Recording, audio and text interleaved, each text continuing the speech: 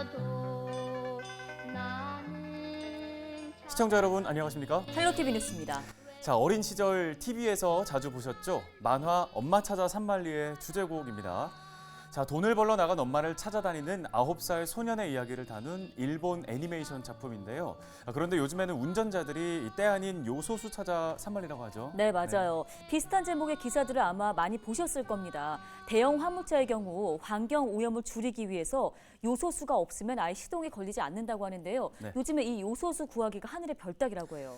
예, 중국의 수출 제한 여파로 인해서 2주 전까지 좀 8,000원 정도면 구할 수 있었던 이 프리미엄 요소수의 네. 가격이 5배 이상 올랐다고 하는데요. 이게 자칫 물류 대란으로 이어지지는 않을까 좀 우려가 됩니다. 그러네요. 자, 나비 효과라는 말이 있죠. 세상의 모든 건 연결돼 있다는 말이 실감나는 요즘입니다. 오늘 뉴스 시작하겠습니다.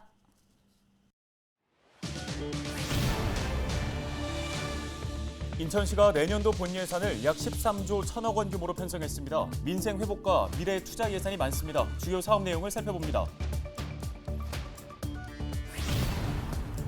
법원이 경기도의 공익처분 조치를 정지해달라는 일산대교 측의 요구를 받아들였습니다. 경기도는 본안 판결 전까지 최소 운영 수입 보장금을 선지급하는 방식으로 일산대교 무료화를 유지한다는 입장입니다. 인천시가 부평역과 가좌역, 연안부두를 잇는 길이 18.72km의 도시철도인 부평연안부두선 트램 사업화 방안 수립 용역에 착수했습니다. 부천시와 부천의료기관협의체, 부천세종병원이 국제의료관광 컨퍼런스를 열었습니다. 단계적 일상 전환 이후 부천 의료관광 산업을 다시 활성화하는 데 머리를 맞댄 모습입니다.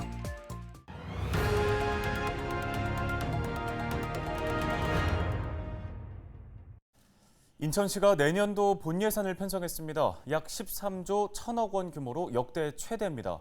예산 편성에 따른 내년도 인천시 주요 사업을 이재필 기자가 정리했습니다. 인천시의 내년도 본 예산은 13조 1,200억 원, 전년 대비 9.8% 증가한 규모로 인천시의 본 예산이 처음으로 13조 원을 넘어섰습니다. 인천시는 민생경제 회복과 미래 투자 확대에 예산을 집중했다고 밝혔습니다. 민생 회복과 미래 투자 확대를 위한 재정 투자는 개선된 세입 여건과 사상 최대의 국비 확보 성과에 기반하여 재정 건전성을 유지하면서 추진될 것입니다. 먼저 지역경제 활성화와 미래 투자 확대입니다. 신산업을 육성하고 중소기업과 소상공인을 지원하는 데 주력할 계획입니다. 특히 신산업의 경우 바이오와 수소 등 미래 선도 사업에 집중 투자합니다. 바이오 공정 인력 양성센터를 조성하고 수소차 구입비 보조와 수소 충전소 설치를 확대합니다. 부평 등 국가 산단의 재생과 산업 고도화를 통해 지역 중소기업의 경쟁력 강화에도 집중합니다. 다음은 복지구현 분야입니다. 취약계층 지원을 확대하고 출산과 보육 정책도 강화합니다. 먼저 국가복지시설 종사자의 임금을 인상하고 190억 원을 투입해 장애인 일자리도 조성할 방침입니다. 약 1,280억 원을 들여 취약계층을 위한 일자리도 만들고 아이를 낳은 가구에게는 200만 원을 지급합니다. 마지막으로 교통 등 도시발전 분야입니다. 교통환경 개선과 도시재생, 그리고 시민안전 시스템을 구현하는 데 약 3조 3,800억 원이 투입됩니다. 서울 7호선 청라 연장 사업과 인천 1호선 검단 연장 사업은 계획대로 추진됩니다.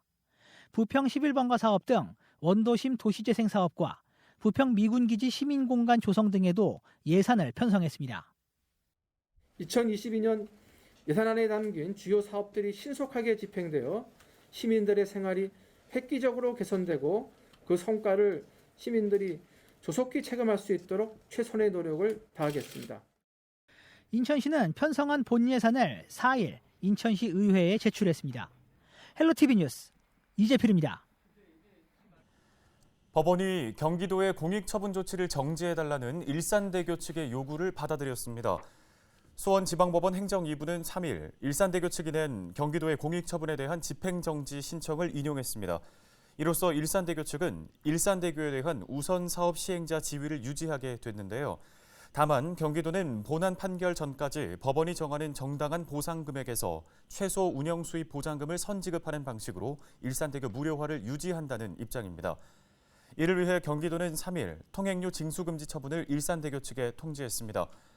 한편 법원 결정 이후 김포시 역시 법원의 인용 결정은 존중하지만 주민들의 교통 기본권 보장을 위해 일산대교 무료 통행은 지속돼야 한다는 입장을 발표했습니다.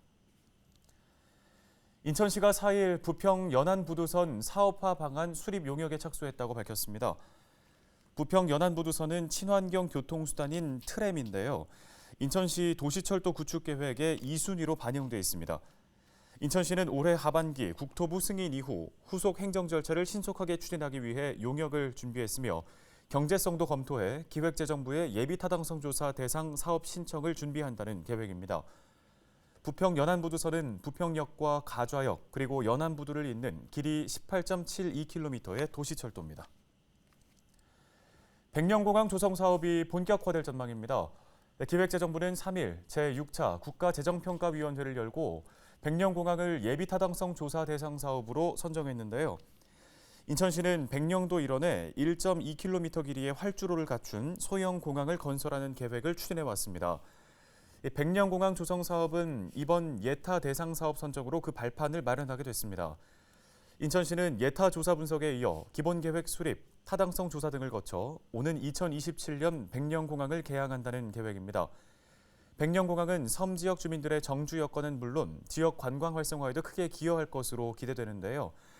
박남춘 인천시장은 후속 절차도 차질 없이 이행해 백령공항이 목표한 2027년에는 개항할 수 있도록 만전을 기하겠다고 말했습니다. 네, 올해로 3년째를 맞는 부천국제의료관광 콘퍼런스가 4일 열렸습니다. 러시아, 몽골 등의 의료 관계자들이 부천 의료관광에 대한 정보 교환과 네트워크를 형성하는 자리인데요. 네, 코로나19 이후 관심과 중요성이 다시금 부각되고 있습니다. 현장에 다녀온 취재 기자를 연결해 자세한 이야기 나눠보겠습니다. 자, 이정화 기자, 먼저 첫날 분위기 어땠습니까? 네, 행사는 4일 오후 부천 아트벙커에서 열렸습니다. 사흘 동안 이어질 예정인데요. 지난 3년간 부천 지역 의료기관이 이 콘퍼런스에 참여하고 있습니다. 첫 해였던 지난 2019년에는 순천향대 부천병원에서 나섰고요. 지난해 부천 성모병원, 올해는 세종병원입니다. 첫날 의료관광 산업과 관련한 주요 연설과 토론이 활발하게 이어졌는데요. 코로나19 이후 시기를 맞아 글로벌 환자를 어떻게 부천으로 유치할 것인가가 주요 화두가 됐습니다. 부천 의료관광 콘퍼런스는 가장 먼저 어떻게 해외 환자들을, 특히 중증 환자들을 부천으로 유치할 것인가에 집중하고 있습니다. 해외 관계자들도 이 점에 관심을 가지고 있고요. 러시아, 카자흐스탄 등 5개국 의료계, 또 에이전시 관계자 400여 명이 온라인으로 접속했고 올해 코로나19 영향으로 실제 오프라인 참석은 50명 정도였습니다. 네, 사실 코로나19가 확산된 이후에 한국의 방역이나 또 의료 체계에 대한 세계적 관심이 높아지지 않았습니까? 이전보다 이 콘퍼런스의 규모나 내용적인 부분에서 좀 확대가 된 게 있나요? 네, 코로나19 팬데믹으로 의료와 또 건강에 대한 관심이 그 어느 때보다 커진 상황인데요. 첫 해 참석자가 180명에 그쳤던 행사가 올해는 400명까지 늘어났습니다. 과거와 크게 다른 점은 바로 코로나19 상황이라는 건데 콘퍼런스 내용 역시 이쪽에 집중됐습니다. 비대면 건강관리 전략과 앞으로 의료관광 시장이 어떻게 변화할지가 또 하나의 주요 포인트 가운데 하나입니다. 특히 최근에는 컴퓨터를 기반으로 한 전용 사이트보다 모바일을 통해 병원 예약을 하는 환자들이 늘어나면서 병원 역시 이런 부분에 주목해야 한다는 것. 또 어떤 병원에서 이제 건강 온라인 강좌나 동영상 등을 업로드하게 되면 그것을 본 환자들 가운데 약 30% 정도가 영상에 노출된 병원으로 유입되는 사례가 많았다는 연구 결과도 이번 콘퍼런스에서 언급됐습니다. 네, 자, 올해 행사 앞뒤 내용을 살펴보면 이전과 다른 점도 있다고 하던데요. 주목할 만한 또 다른 내용이 있으면 소개를 부탁드릴까요? 네, 예년과 다른 것은 올해는 의료관광 외에도 관광포럼까지 만나볼 수 있다는 건데요. 부천시는 국제의료관광 콘퍼런스가 열린 자리에서 관광포럼도 함께 개최하겠다고 밝혔습니다. 물론 행사에 들어가는 일부 비용을 좀 절약하려는 이유도 있었지만 의료 콘퍼런스로 인해 부천으로 시선이 집중된 상황에서 이 도시관광에 대한 부분까지 부각되는 효과가 좀 있습니다. 5일 오후에는 뉴노멀 도시관광 부천이라는 주제로 열리는 관광 포럼에 관련 전문가와 여행업계 관계자들이 이제 대거 부천에 모이게 되는데요. 이번 기회를 통해서 지역 도시관광 브랜드를 부각시키고 부천 스마트시티 정책에 기반한 새로운 관광 전략들을 제시하고 또 토론하는 시간이 마련될 예정입니다. 또 기업 회의를 포함해서 포상 관광이나 컨벤션, 이벤트, 박람회 등을 좀 총괄적으로 융합한 새로운 형태의 산업인 마이스 산업과 지역 콘텐츠의 결합 방안들도 함께 논의될 예정입니다. 네, 오늘 관련 소식은 여기까지 듣겠습니다. 보도국 이정아 기자였습니다.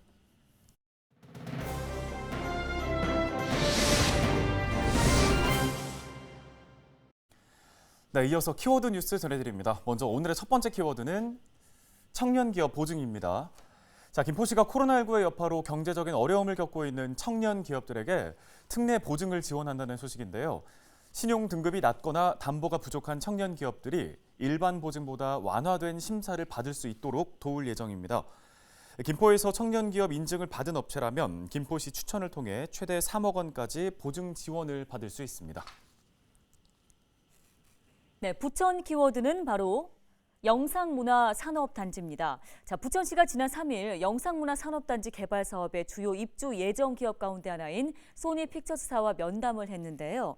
부천시와 소니픽처스의 만남은 지난 2019년 4월에 이어서 두 번째였습니다. 이 자리에선 최근에 주목받는 가상세계 메타버스와 영상문화 콘텐츠를 결합한 융복합센터 설립 계획에 대해서 논의됐습니다. 신설 예정인 메타버스 융복합센터에서는 미디어 콘텐츠를 제공하고 스타트업 창업 교육을 여는 등 지역 내의 전문 인력을 양성한다는 계획입니다. 소니픽처스 제프리 고드식 부회장은 입주 계약 체결을 위해 GS건설 컨소시엄과 협의 중이라며 사업 참여 의지를 밝혔습니다. 네, 다음 키워드는 탄소 중립입니다. 부평구가 2050 탄소 중립 자원순환에서 답을 찾다라는 주제로 온라인 정책 토론회를 진행했다는 소식인데요. 주제 발표자로 나선 신경철 부평구 자원순환과장은 플라스틱 없는 부평 만들기를 주제로 부평구의 현재 자원순환 정책과 향후의 계획을 설명했습니다.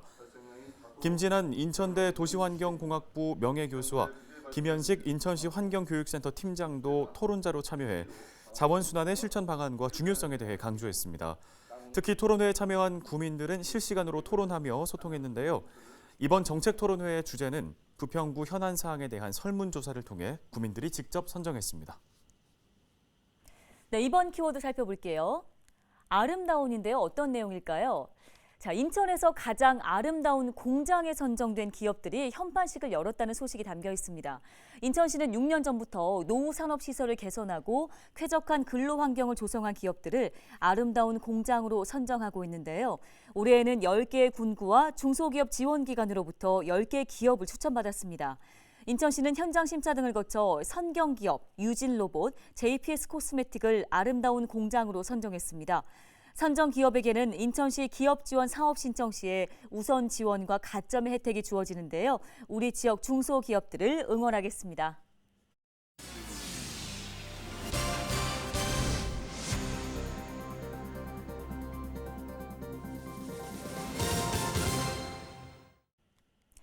인천시 교육청이 4일 인천 서구 원창동에 건립한 학교 지원단을 개관했습니다. 학교 지원단 건물은 연면적 3,869제곱미터에 지하 1층, 지상 4층 규모로 조성됐습니다. 학교 행정지원과와 학교 시설지원과, 관리과 등 3개의 과로 구성돼 있어 앞으로 학교 행정, 시설 업무를 지원하게 되는데요. 도성훈 교육감은 삶의 힘이 자라는 인천 교육을 통해 학생들이 행복한 삶을 꿈꿀 수 있도록 학교를 돕는 학교 지원단을 운영하겠다고 설명했습니다.